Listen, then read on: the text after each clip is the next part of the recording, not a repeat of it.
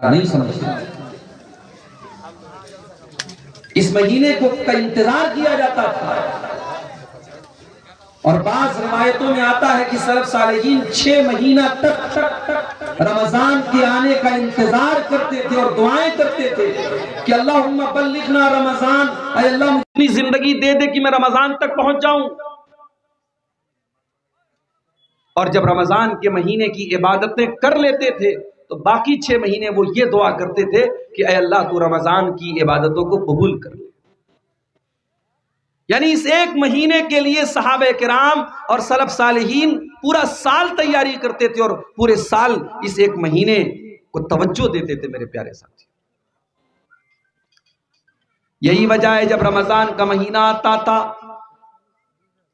अल्लाह के प्यारे नबी अपने साहबा को बशारतें सुनाया करते थे, मुबारकबाद दिया करते थे। सुनन नसई की सही रिवायत है, जब रमजान का महीना आता था अल्लाह के नबी अपने साहबा से कहते थे आताकुम रमजान शहरुन मुबारकुन फरज़ल्लाहु अज़्ज़ा व जल्ला अलैकुम सियामहु। ओ मेरे साहबा, रमजान का महीना आ चुका है, बड़ी बरकत वाला ये महीना है। इस महीने के रोजे अल्लाह ताला ने तुम्हारे ऊपर फर्ज करार दिए हैं। इस महीने के आने के बाद गुल्लिक़त अब्वाबुल जहीम, जहन्नम के दरवाजे बंद कर दिए जाते हैं। व फुतियत अब्वाबुस समा, और आसमान के दरवाजे, और एक रिवायत में कि जन्नत के दरवाजे खोल दिए जाते हैं। व सुफ़्फ़िरत फ़ीहि मरदतुश शयातीन, और सरकश शैतानों को इस महीने के अंदर कैद करके जंजीरों में जकड़ दिया जाता है। लिल्लाहि फ़ीहि लैलतुन खैरुम मिन अल्फ़ि शहरिन, और इस महीने के अंदर एक रात ऐसी है, एक रात मगरिब बाद से शुरू होती है और फजर तक वो रहती है। वो रात है तो आम रातों की तरह, मगर उस एक रात का मकाम यह है खैरुम मिन अल्फ़ि शहरिन, वो एक रात 1000 महीनों से बेहतर है। कैलकुलेटर लेके जोड़ लीजिए, 1000 महीने तकरीबन 84 साल की मुद्दत आती है। अल्लाह ने यह नहीं कहा कि, नबी ने यह नहीं कहा कि वो एक रात 84 साल के बराबर है, नहीं, बेहतर है। कितनी बेहतर है ये अल्लाह जानता है, उसका रसूल जानता है। और आगे जो जुमला है अल्लाह के नबी ने जो इस्तेमाल किया है, मन हुरिमा खैरहा फकद हुरिमल खैर कुल्लहु, जो लैलतुल कद्र की इबादत से महरूम रह गया, जो बदनसीब उस रात भी अल्लाह को राजी न कर सका, उस रात भी नेकियां न कर सका, उस रात भी वो बाजारों में शॉपिंग करता रहा, उस रात भी वो मोबाइल में लगा रहा, उस रात भी वो लहवो लईब में लगा रहा, उस एक रात से भी अगर वो महरूम रह गया, अल्लाह के नबी फरमाते हैं उससे बड़ा बदनसीब कौन है, उससे बड़ा महरूम कौन है। वो रमजान का महीना शुरू होने वाला है। 2023 का रमजान है ये, 2022 का रमजान भी हमने देखा, 20 और 21 का रमजान हमने लॉकडाउन के साए में गुजारा। कितने लोग ऐसे थे जो रमजान के पहले हमारे दरमियान मौजूद थे, लेकिन रमजान आने के पहले पहले अब अल्लाह को प्यारे हो चुके हैं।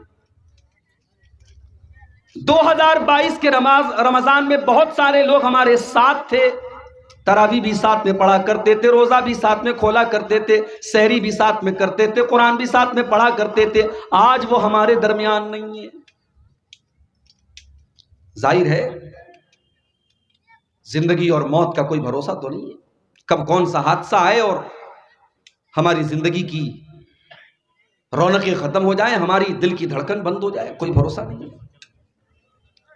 अगर हमें अल्लाह ने एक और रमजान दिया है, इसका मतलब कि अल्लाह हमें एक और चांस दे रहा है, एक और मौका दे रहा है। मेरे बंदे, अगर अब तक तू नमाजें नहीं पढ़ता था, जा, मैंने तुझको नमाजी बनने का एक मौका और दे दिया।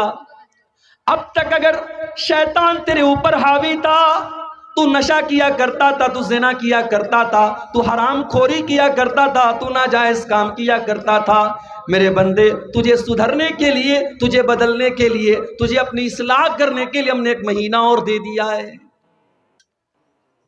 रमजान अपने आप में पूरा एक मदरसा है कि स्कूल है। जैसे आपके यहाँ बच्चों ने पढ़ा, दस्तार फजीलत रखी जा चुकी है, रखी जाने वाली है। बच्चे हिफ्ज करते हैं, उनके सर पे हिफ्ज की दस्तार रखी जाती है कि साहब ये आज से हाफिज कुरान बन गए। हमारे जामिया सलफिया बनारस में 10 साल तक तालीम हासिल करने के बाद सनद फजीलत दी जाती कि साहब अब आज से आप अब्दुल गफ्फार सलफी साहब हो गए, जामिया सलफिया का नाम आपके साथ जुड़ गया, आपको फजीलत की सनद दी जा रही।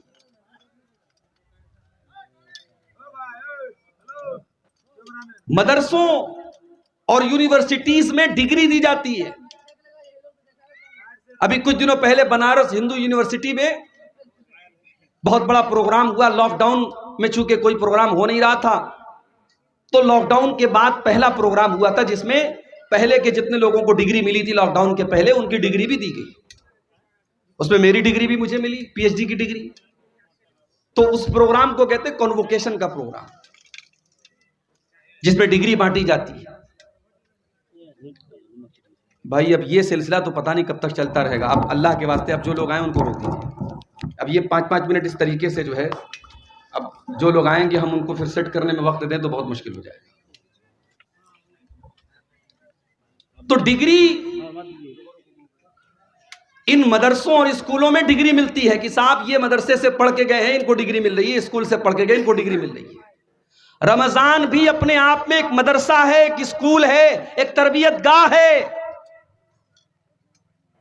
जब 1 महीने का रमजान आप अच्छी तरीके से गुजार लेते हैं, अल्लाह कुरान करीम के दूसरे पारे में फरमाता है, या अय्युहल्लदीना आमनू कुतिबा अलैकुमुस्सियामु कमा कुतिबा अलल्लदीना मिन क़ब्लिकुम लअल्लकुम तत्तक़ून। ऐ ईमान वालो, तुम पर रोजे फर्ज करार दिए गए जिस तरीके से तुमसे पहले के लोगों पर फर्ज किए गए थे। यह मत समझना कि 12-14 घंटे भूखे रहने का हुक्म सिर्फ तुम्हें दिया गया है, तुमसे पहले की उम्मतों को भी रोजे का हुक्म दिया गया है। यह अलग बात है उन्होंने तरीका बदल डाला। हमारे गैर मुस्लिम भाइयों के यहाँ, हमारे बरादरान वतन भाइयों के यहाँ भी रोजा रखा जाता है, मगर उस रोजे की हालत में वो अनाज नहीं खा सकते। कुछ ऐसा मसला है उनके यहाँ। कुछ ऐसे भी रोजे रखे जाते हैं जहां आप खा तो सकते हैं लेकिन लिक्विड नहीं ले सकते, पानी नहीं ले सकते। लेकिन इस्लाम ने जो रोजे का हुक्म दिया, उस रोजे में आपके ऊपर बुनियादी तौर पर 3 चीजों को हराम करार दिया गया। कुछ खा नहीं सकते, कुछ पी नहीं सकते, और बीवी के करीब नहीं जा सकते, बीवी से मुलाकात नहीं कर सकते। फरमाया कुतिबा अलैकुमुस्सियामु, तुम पर रोजे फर्ज करार दिए गए जिस तरीके से तुमसे पहले के लोगों पर फर्ज करार दिए गए थे, लअल्लकुम तत्तकून। और ये रोजे का हुक्म इसलिए दिया गया ताकि तुम मुत्तकी बन जाओ, तुम्हें तकवा की सर्टिफिकेट मिल जाए। 1 महीने का रोजा रखने के बाद तुम्हारे अंदर तकवा पैदा हो जाए, तुम मुत्तकी बन जाओ। रमजान हमें तकवा सिखाता है मेरे भाई। अप्रैल का महीना पड़ने वाला है, रमजान में जाहिर है सख्त गर्मी का मौसम रहता है। सुबह 4:30 बजे 4 बजे आपने सहरी खाई है, आपने जो भी खाया है, जो भी पिया है, सुबह 4 बजे आपने खाया पिया है। 12:30 बजे जोहर की अजान हो रही है, आपका हलक सूख करके कांटा हो चुका है और प्यास के मारे आपका बुरा हाल है।